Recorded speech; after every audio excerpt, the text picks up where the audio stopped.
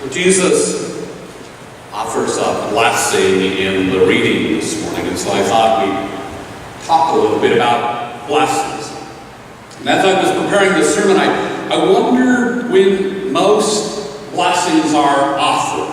And the strangest answer came to mind. They are blessings offered for centuries, worldwide. And these particular blessings are always in response to an involuntary act that occurs millions of times a day. All around the globe, when people sneeze, it is customary to say a blessing of sorts.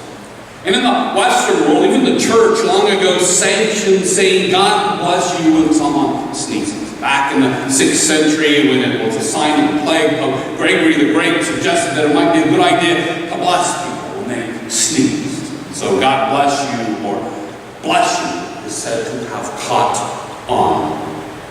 Unlike coughs, or nose blowing, or throat clearing, or other signs of illnesses, sneezing alone has, as I said, an almost universal response in human culture with blessing customs.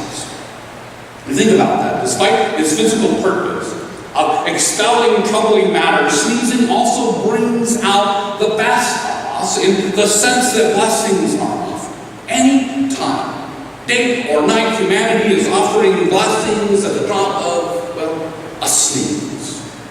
And the practice is very old, even older than Pope Gregory the Great. Offering a blessing after a sneeze goes way back in history to at least Greco-Roman times. And it's thought that not just physical health was a concern, but ancient superstitions had it, that a sneeze causes the soul to escape the body through the nose. And saying bless you stops the devil from claiming the person's free soul. Others believe the opposite, that evil spirits use the sneeze as an opportunity to enter the person's body. There's also been a misconception that the heart momentarily stops during the sneeze, and that saying bless you is a way of welcoming the person back to life. Well, whatever the original reason, millions and millions of times a day, people all over the world are offered blessings by family, friends, and strangers for the involuntary act of sneezing. Blessings worldwide, millions of times a day, snuck in by the Holy Spirit in the least expected place. As I said, I'm focusing on blessing because Luke tells us that before Jesus ascended, his very last act was to bless his Father. Verse 50 reads, lifting up his hands, Jesus blessed them.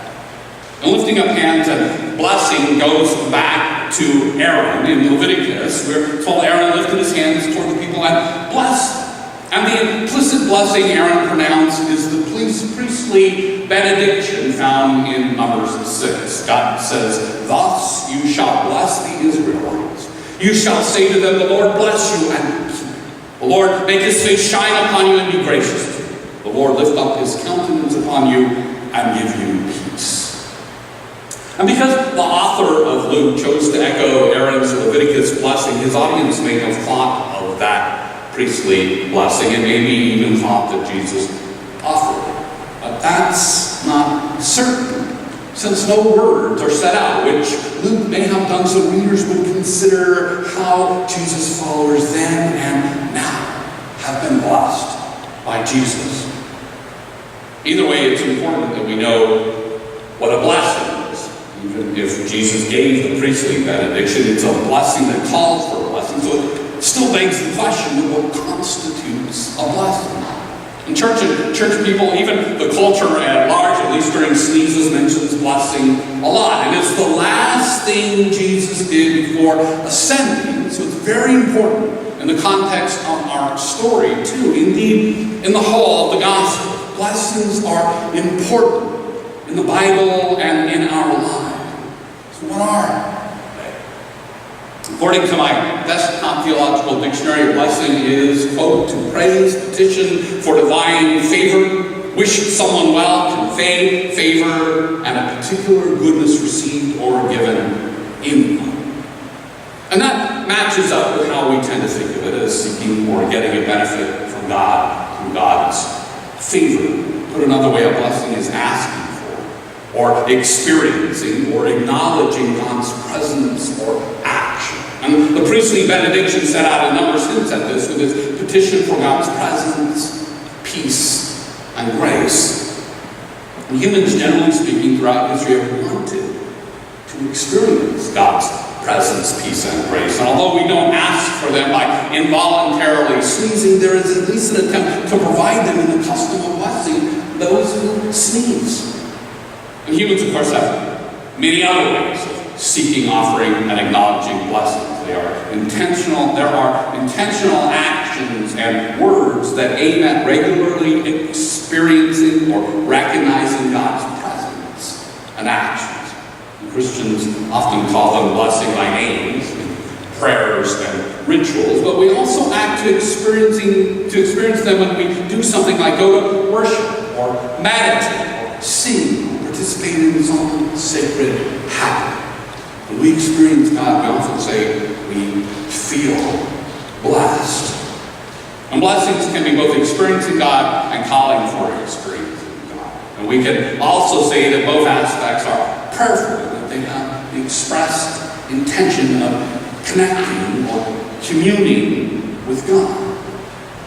The bottom line is a blessing is evoking, acknowledging, or experiencing the presence of God. Evoking, acknowledging, or experiencing the presence of God. And so everything from God bless you after a sneeze, to prayers, to benedictions, to walk in a park, to being in church, to actually anything that brings our attention to God can be called a blessing. And in that respect, the blessing Jesus provides in our lesson can be understood to be more than just words, which may be why Luke did not quote any. Jesus blesses his followers with teachings of love, his life of love, his courageous death of love, and his continuing existence through love. All of which evoked knowledge and created experiences of love. And we know that God is love.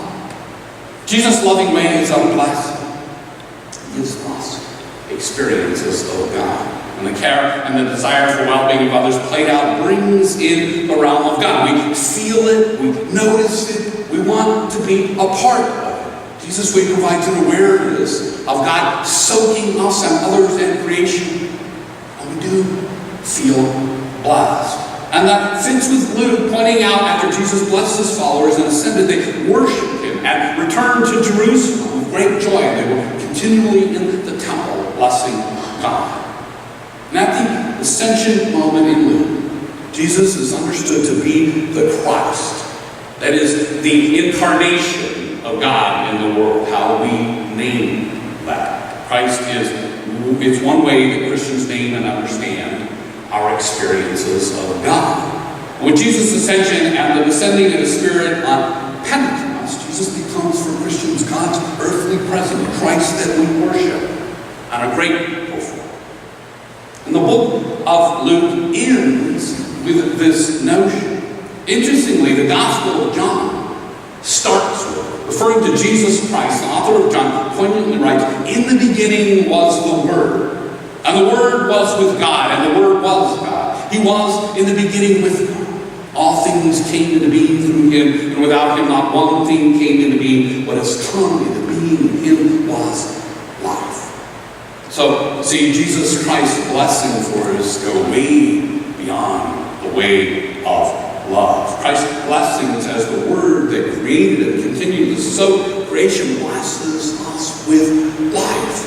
All the beauty in our lives, from family to friends to flora to fauna to terra firma, is Christ. And we know them as blessings when we notice that. The French mystic Simone Weil put it like this: "The beauty of the world is Christ's tender smile coming through matter." I noticed in the parish visitor that June in Ohio is particularly good at drawing attention to the beauty of the world, to God. This time of year especially shows us our blessings with the beauty of the world just popping out at us. The face of God, of Christ, is smiling at us as the greenery unfurls, numerous birds arrive and flower, and blossoms abound. The warmth of the season is settling in. Gardens and farms show promise of harvest is to be. The awesome Schnorr gardens are about to open. Summer is on the horizon, and for me, one of the great wonders of the world, lightning bugs are beginning to appear with stunning light just outside in my backyard and fields far and wide. Theologically, all this splendor that we live in is more than the blessing of the handiwork of a divine artist. It is part and parcel of the divine artist herself, God. We are in the womb of God. And one of my favorite Bible verses quoted in the newsletter and partially in last week's message is Paul's famous poetic description in Acts, pointing out that God is not far from each one of us, for in God we live and move and have our being. And I also pointed out how Paul's assertion fits well with the prayer to God in Psalm 139, that if I ascend to heaven, you are there. If I make my bed in Sheol, you are there. If I take the wings of the morning and settle at the farthest limits of the sea, even there your hand shall lead me, and your right hand shall hold me fast. So everywhere we go, there is God. And it's not just in June or in spring, but all year long, 24 hours, 7 days a week, and it has been that way for eternity. God is all reality. And religion's task is to point to the sacred nature of reality and also assert how best to relate to it and within it. And while there are both theists and atheists who choose to not call all that we live and move and have our being in God, their choice does not alter the holy nature of reality, nor should it alter our perception of it all as divine in nature. It certainly doesn't for me. Every spring I am reminded of the words on this matter from Elizabeth Barrett Browning, a portion of which Charlotte read last week. Browning wrote, "Earth's crammed with heaven, and every common bush afire with God. But only he who sees takes off his shoes. Rest, sit around and pluck blackberries." I love that. And last week, Charlotte and I pointed out both Paul and Browning's words. We also hinted at Augustine's assertion that God's written a book without ink. Augustine called it, quote, "a great book, the very appearance of created things in part." Martin Luther phrased it better, I think, when he claimed God writes the gospel not in the Bible alone, but also on the trees, the flowers, and the clouds, and the sky. A more recent poet, Peter Mayer, captures this idea that creation is all Christ, all God incarnate, and consequently it is all blessings if we stop and notice. Mr. Meyer wrote a song called Holy Now. The entire song is great, but the lyrics that capture the blessings of Christ, of God incarnate in our Ohio spring experiences are these. And notice how they echo the psalmist, Paul, Augustine, Luther, and Barrett Browning. Meyer writes, "See another morning come, and say it's not a sacrament. I tell you, it can't be done. This morning outside I stood and saw a little red-winged bird, shining like a burning bush, singing like a scripture verse. It made me want to bow my head." Christ has blessed us and continues to bless us on the way of love Jesus gave us, and in the way Christ is understood to soak every nook and cranny of existence. The beauty of the world is Christ's tender smile coming through that. May we smile back. May we all notice that everywhere there is God. May we stop and listen to a bird or see a bush this spring and experience God's word singing and a flame in them. God spoke creation into being, and her word lingers there, making it all holy now